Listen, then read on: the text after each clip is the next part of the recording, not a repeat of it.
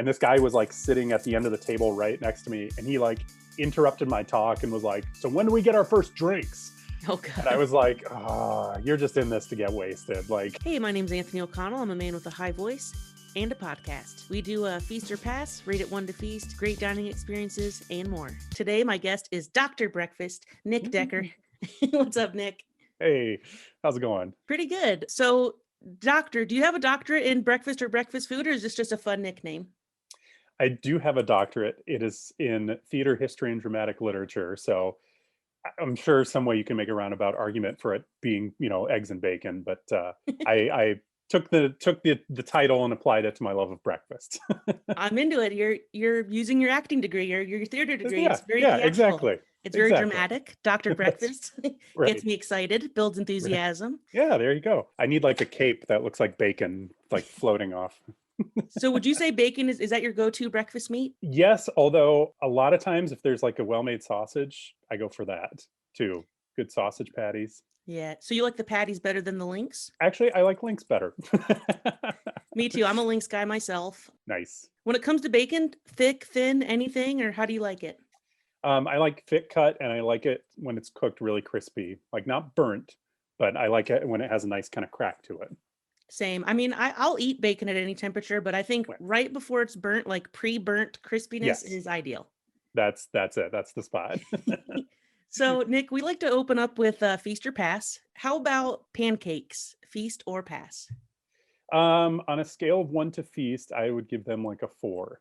That's fair. I mean, I personally do not like pancakes. That's my unpopular food opinion. They get too mushy, and I've had like the thin ones, like all the way from like McDonald's level, all the way to like artisanal, super fancy, thick and fluffy, and it just doesn't do it for me.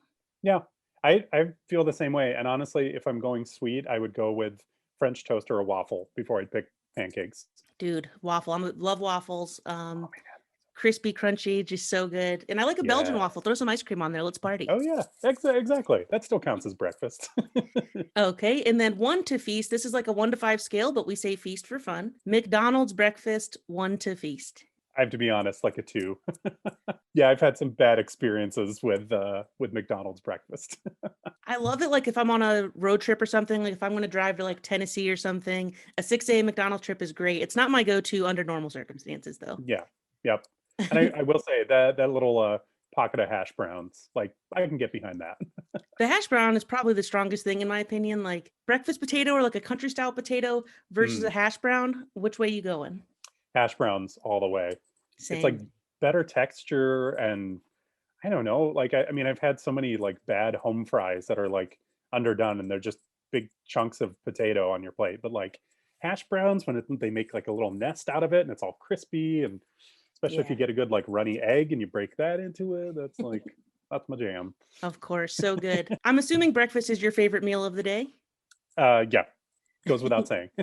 Now, are you a breakfast for dinner, like breakfast anytime kind of guy? Yeah, I mean, I usually say that's one of my favorite things about breakfast is you can eat pretty much anything for breakfast and it counts. Like my wife's favorite breakfast is cold pizza, which is like no judgment. That's a great breakfast. But then you can also eat breakfast any time of day, and it's still like, yeah, it's still breakfast. Like breakfast for dinner or brunch or eating it at 2 a.m. Like all counts. It sure does. So what is your perfect breakfast? What is your ideal breakfast? I love eggs Benedict. So a good eggs Benedict, but also a side of hash browns, and even a side of like a little bit of sausage, some sausage links, a little bit of bacon, good coffee, and if I still had room, like maybe a slice of French toast. Oh my God, dude, that's an epic feast. I all tip of it my hat to together. you. And some corned beef hash, and an omelet, and In a casual filet mignon, rack of lamb. no big deal. Yeah, a little bit of steak and eggs, and a bowl of pho, and Yeah, dude, just super cash. yeah. No big deal. So you dine out a lot. You've been a food blogger for a long time. I imagine you go out to eat a lot, and I would love to know what do you think makes a great dining experience in your opinion? That's a really good question.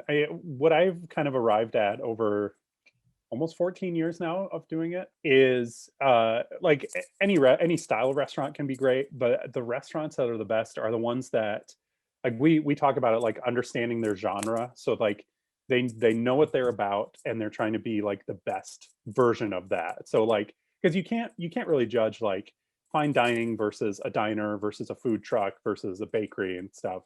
But if you like take each of those and then you try to understand like what are they trying to be, like you think of all the great diners you've been to, like they know what they're about. They know they're not going to be fancy, but they still like they know how to whip up a really great breakfast in a quick amount of time for a low price point, usually like very, welcoming service, very friendly, homey atmosphere. And like if they know how to do that really well, then it's like they've succeeded. Then like that's a great dining experience. Same thing of like a restaurant that's trying to be more high end. If they know like, hey, we're trying to aim for like this level of really attentive service or really creative ingredients or really sort of creative prep of ingredients and stuff. And if they're hitting that, then it's like to me, it's like those are almost equal, where they're each succeeding kind of where they mean to be. So that's how I've sort of learned to approach it. I mean, and like what actually makes it, I mean, I think any place that is like paying like thoughtful attention to their ingredients, again, whether it's like a diner breakfast or a filet mignon or something like that, that makes a really great experience. Like to use a specific example, so I grew up in Grand Rapids, Michigan, and I still have family there, and our top favorite breakfast place is there, a place called Real Food Cafe, and like not fancy at all, just like really good down home breakfasts. And they're like potatoes are the best, and they just, I mean, all they do is I think they like boil the potatoes and they chunk them up and then they throw them on the flat top and they get all crispy. And usually like potatoes are just such a throwaway thing Yeah. where it's just the sort of add-on just to make you feel like you're getting your money's worth out of a plate of food. But theirs are just so good, and all it takes is like this like little bit of care and attention, and they've created something really good. So Yeah, dude, I think caring is so important. And yeah. you can definitely tell when people like certain restaurants, they just go to Gordon Food Services and they just whip it up together. They couldn't care less. Yeah. It's like Yep. that's fine if that's what you want to be, but like when people care enough, fresh ingredients, and they actually like care so much, like you can tell. It's amazing. Yeah. Yeah. That absolutely, I mean, people talk about like cooking with love and stuff, and I think that type of thing absolutely translates. I think it Of absolutely course. does. And I think it's really important what you said about context, because context can help your expectations. If you go to a Yep. fancy restaurant and you're expecting super loose, casual bar food kind of service, Yeah. or vice versa, you're going to be disappointed. So Yeah. I think that's really important to make that distinction. Yep. Yep. I think that's absolutely it. And I think, I mean, obviously, like service and atmosphere make a huge difference too. Like, how comfortable does it feel? Does it feel welcoming? And then obviously, service. I mean, I know people have lots of examples of like good and bad service. One of our favorites that we think of is a couple years ago, my wife and I went to Veritas in downtown Columbus, Uh huh. and it was our 40th birthday, so it was like our big sort of birthday dinner gift to each other. And we had Luke Pierce, who opened Lawbird Cocktail Bar in Columbus with his wife Annie. Luke was our server there, and it was just this like wonderful level of attention where he was like suggesting different things. Like it made it this great conversation, and we felt free to like ask him questions like, "Hey, what does this mean?" or "Hey, does this go well with this?" And we started asking him. We were looking at their wine menu, and they had a lot of port on there, and so we started asking him because we haven't had much of that. And he like took the time to explain like, well, here's what makes a good port. And then he's like, here, let me grab something real quick. And he came back with a couple samples and was like doing this like mini tasting. And it was just this like wonderful experience that like he took the time to like and was willing to like educate us to help us like understand and appreciate our food even more. And just Yeah. it was a really, really welcoming experience. That's a class act. I love when they offer you a sample of the wine. And I love when they actually know their stuff. Like, I don't know too much about wine. I'm like, it tastes Yeah, good. Like, same here. I, I found with wine, this is a wine hack. Feel free to use this. Just very confidently say whatever you think because no one can prove that you're wrong. Just say, "Oh, I Right. taste cranberries" if it's red, and if it's white, say taste green apple, and prove me Right. otherwise. There you go. Yeah. You don't know what I'm tasting. Yeah. Exactly. It's That's a all great idea. subjective, and if you say it confidently, you're basically a sommelier, as far as I'm Right. concerned. There you go. I'm gonna use that. When it comes to booze, do you have a favorite genre? Like, do you prefer wine, Hmm. whiskey, beer, whatever, or any liquor, I guess? I like beer. I have been I it sounds really douchey to be like, I've been into craft beer for a long time, but that's been a long time love. Especially as a way to like bring people together. It's been fun to explore with my brothers, with my friends, kind of the beer community. Spirits wise, I love bourbon, whiskey, scotch. That's kind of my jam. Nice.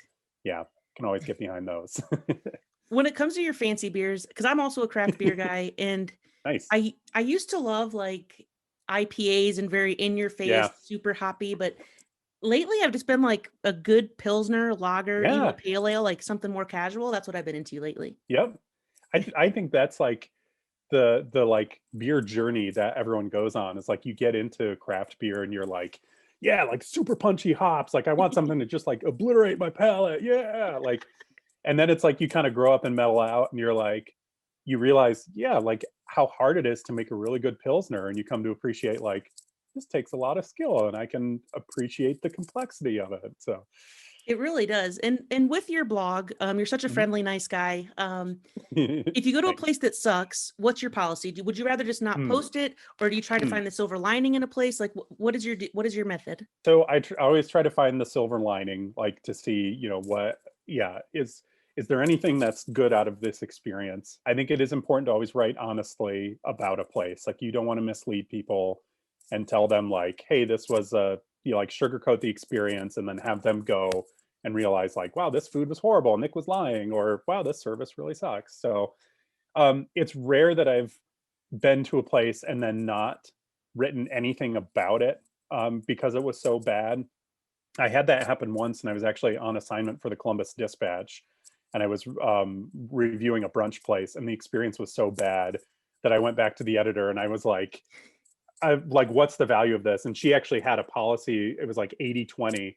And she's like, if you can find like even if 20% of the experience was bad, but if you can find like 80% of good things to talk about, like maybe a dish was off, but the service was great or the drinks were great.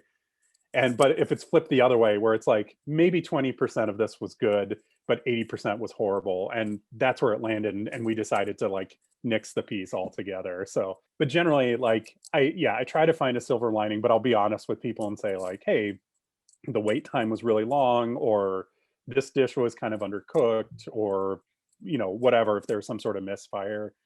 But also, yeah, you want to be nice. I mean, restaurant industry is super tough and It is. everyone has bad days, and you don't want to like, especially like you were saying earlier, like mom and pop restaurants, like they're people have put like their life's work into it. You don't want to be the one to come along and dump on it just because you had one bad experience. Exactly. And like sometimes I'll read like Yelp reviews or Google reviews before Yeah. going to a place. And it's so shocking. You'll see a review that reads as if it's a 5 stars, but then they gave them 2 stars. And I'm Yeah. like, what, Yeah. what's going on here? Are you trying to Yeah. be like feel important and cool? Like, man, I'm such a tough grader or Right. whatever. Like, yeah. I don't know. I can describe how much I didn't like this place. So with me, because actually, I don't know if you've ever been in the service industry before, but I used to be a server. So for Yeah. me, service is like literally the bottom of my thing. Like as long as you're not blatantly rude and Right. like in your face disrespectful. Right. Yep. Because I'm like, dude, I get it. Being a server sucks. Like if they're super busy, they're in the weeds. Yeah. Like it's such a Yep. hard job. And then if Yep. they're slow, I get it. I want to be in the phone zone. Like I Right. can wait Yeah. an extra minute for my drink, but Yeah. I like to give people a pass with service. But I do love Yeah. like good vibes and ambiance. Like I hate when you walk Yeah. to a restaurant and like for me, a bad dining experience is like you walk in, the host is completely disinterested, maybe not even at the host stand. And then Yep. they bring you to your table. One of my biggest pet peeves is when the table's dirty, like kind of like Oh sticky. yeah. And it's Yep. like that doesn't make you feel safe to start eating Right. here. Exactly.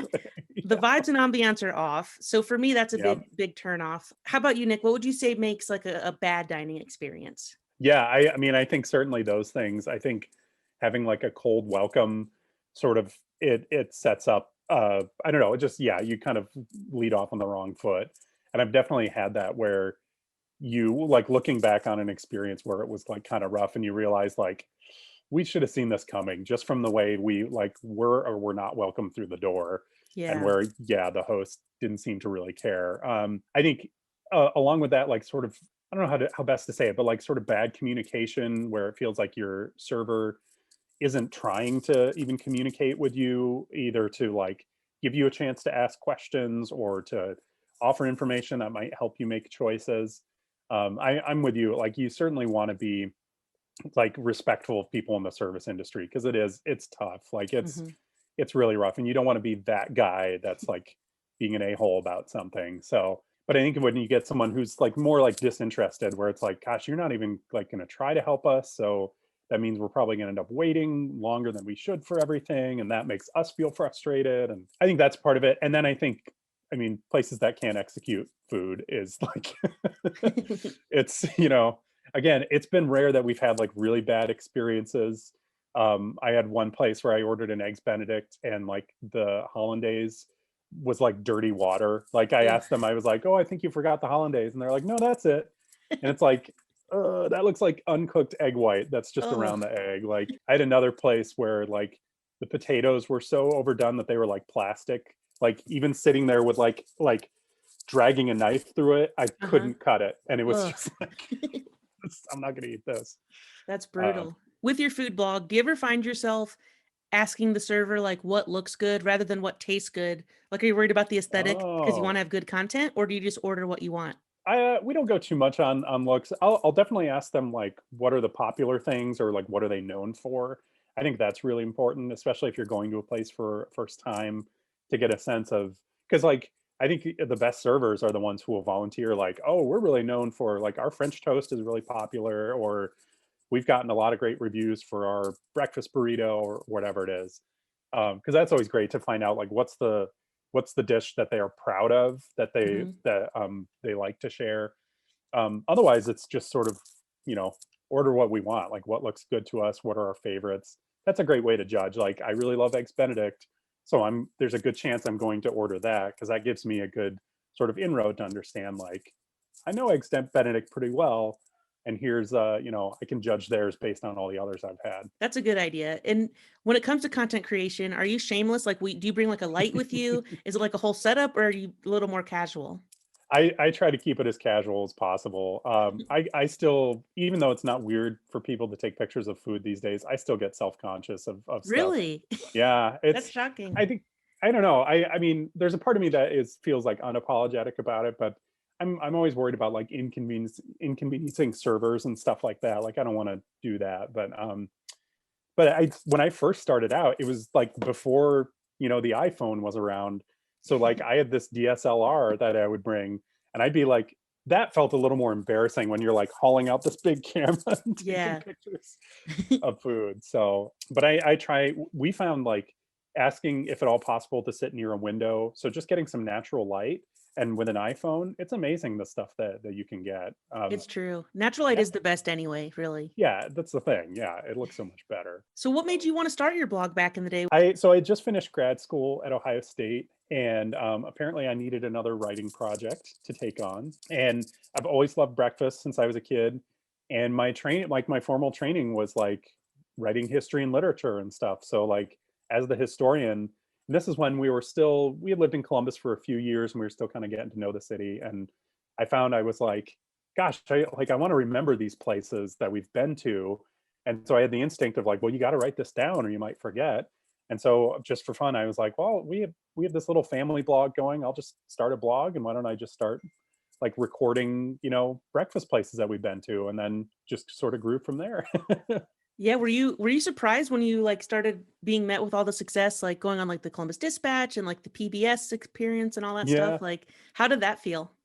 that was really cool. I mean, it was very unexpected to like the PBS thing was a big jump because that was about 3 years in, and the producer from Pittsburgh, he had found my blog by just searching breakfast in Columbus online. So that was a really big thing. And that's been like very like gratifying to see people who have followed along and taken suggestions and interacted and stuff and have been willing to like try things based on what I've said. Like that's a very honoring thing that people would do that. Of course, it's got to feel so good. And hey, just wanted to say thank you so much for listening so far. If you're liking it, please subscribe, tell a friend. If you're loving it, please give us a 5-star review. I wanted to like find Columbus foodies to talk to and the Columbus food scene and just get a feel for it. It was like 90% you, man. Like you're everyone, like if you ask anyone Columbus food, they're like, Nick, breakfast with Nick. Like how does that feel? Does that feel good to be like beloved? Yeah, no, that's awesome, especially for something that just started as like a a hobby that was just kind of something to do kind of for fun for the first few years. Like that, yeah, it's really awesome to have people follow along like that. And I think that's been the crazy thing, is realizing you're like having an effect on people. Like I've had friends that said like, "Oh, you wrote this thing. We decided to go there and we had this great experience for an anniversary dinner or whatever." Like that's just, yeah, that's amazing to feel like people trust and respect you enough to kind of follow what you say. Have you ever felt like leaning more into social media, like being that, Twitter, Instagram, Facebook, like it's Hmm. such a huge network? Or do you feel like you've built up a big enough base with your blog that you can still focus mainly on the blog? That's a good question. I think it's definitely shifted over the years, where there is more attention on the social media side of it. And there are a lot of times where I feel like, especially like Facebook and Instagram, where I'll share something on all the platforms and it seems to get more traction on social media than it does on the blog, which I'm fine with. Like they all kind of complement each other. That's true. That Yeah, and it's just kind of shown me like, are there times when it's like, well, it'd be better to spend my time like writing something up for Instagram versus doing a big involved blog post. And then there are other things where it's like, well, this is a much more like in-depth something I want to say, that's going to be better for the blog than for Instagram or Facebook. That's cool. And the Instagram algorithm can be very frustrating. Like Yeah. as far as like simple versus involved. Like Yep. one time I dipped a chip into some nacho cheese. I literally just dipped a chip and it went hella viral. I got like a million Oh views. And then other my times gosh. I'll like edit video. I'll sit down at Adobe Premiere and I'll like Yeah. edit for like 3 hours. And I'm like, oh, this is great. And it's People like gotta love a it. 1,000 views. And it's like, oh my Yeah. God, what? It's so hit or miss, man. It's frustrating. Yeah. Yeah. I always think of like, there's one time I had this picture of restaurant Shilla, which is the Korean restaurant on the northwest side of Columbus. And it's like down this like, it's down the side of this building, so it's kind of hidden. And I remember there's this day I had this picture of their door like down the hallway or down the alleyway, and I was literally like coming out of my day job and I was walking to my car and I was just on my phone and I was like, oh, I'm gonna share that picture, and then I just typed up some caption about like, hey, just a reminder that sometimes the best places like aren't on social media and they're hard to find, and like it was nothing huge, but it got this like big response, and I was like, what? Like I literally was like walking to my car and just shared the first thing that came to mind with that picture. And So then yeah, random. yeah. And then there's things where you're like, "Ooh, I'm gonna write this and I should tag this person." And then you share it and you're like, oh, okay, no big deal for anyone. All right. So Nick, do you have any unpopular food opinions? I tend to like a lot of stuff. I have some ingredients. I don't like olives that much. Which is like shocking to my wife and her family because they love olives. Like they're the family, like you put out a bowl of black olives and they will just eat it. And I can appreciate them like on pizza and stuff, but like too much for me. You're not So going to eat like a blue cheese olive in a martini, for example. no, no, absolutely not. And like blue cheese, like really funky cheeses, not my jams. So like a super dirty martini like that, like Hard not pass. not me. Yep. I don't like mint. I really don't like the flavor of it, and to me, mint overpowers everything that's around it. And I know, and maybe it's like a more of a like biological hereditary thing. Like, some people can't stand cilantro, and it makes Yeah. everything taste like dirt to them. So So what those about those like a are mint? What about a mint toothpaste? see, and that's what's funny. Like that I can tolerate, or even like peppermints that we used to have growing up. Like my parents like give us peppermints to eat in church and stuff like that. And it's like that I can get behind, but I guess just like straight up, like again, a drink with like a big sprig of mint in it, like Hard not pass. me. No, no Yep. mojito for you. Nothing like that. Nope, nope, not me. Tough but fair. Yeah, that's right. Thank you. Yeah, I pretty much like everything. I don't know. Yeah. I feel like all my unpopular opinions I've already talked about. So this question's a hard question. Ooh. But if someone were to come to Columbus for the first time, or even if they live here and they're looking for a new place, like what Hmm. would you say are the 3 must-try Columbus restaurants? Hmm.